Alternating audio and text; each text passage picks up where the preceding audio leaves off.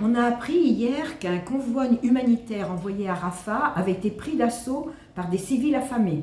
L'armée israélienne a tiré, faisant plus de 110 morts et plus de 750 blessés. Quel est ton commentaire?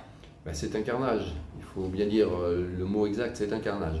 Et donc dans cette période, ce qu'il faut, c'est aider, se manifester, être solidaire. Et nous appelons à ce qu'on fasse une troisième manifestation dans les rues de Nouméa, et nous proposons à toutes les personnes concernées de se regrouper. As-tu observé les réactions dans le monde? Oui, il y a eu des réactions, notamment de la part des pays occidentaux, traditionnellement soutiens d'Israël. Et Macron, qu'est-ce qu'il en a dit? Macron, je lis. Il a fait part de sa profonde indignation face aux images qui lui parviennent de Gaza. Il a exprimé sa plus ferme réprobation. Il demande la justice et il demande des explications. Il dit plutôt, nous demanderons des explications. Et il faudra une enquête indépendante pour déterminer ce qui s'est passé. Et au niveau européen, est-ce qu'il y a eu des réactions? Oui, toujours. Alors, il y a eu la présidente de la Commission européenne, Madame Ursula von der Leyen, qui s'est dit profondément troublée par les images montrant des tirs israéliens. Tous les efforts doivent être faits pour enquêter sur ce qui s'est passé.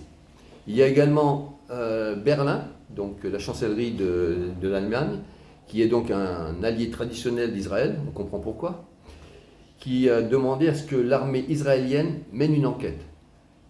Et enfin, je peux aussi signaler la réaction de Joe Biden, président des États-Unis, que je retrouve. Nous vérifions en ce moment, car il y a deux versions contradictoires. Et je n'ai pas encore de réponse. Nous sommes en contact avec le gouvernement israélien et nous comprenons qu'une enquête est en cours. Tout ça, ça ne sert à rien. Tout ça, c'est du blablabla, c'est de l'hypocrisie, puisqu'en fait, c'est des propos qui n'engagent pas. Parce que ce qui est important, c'est plusieurs choses.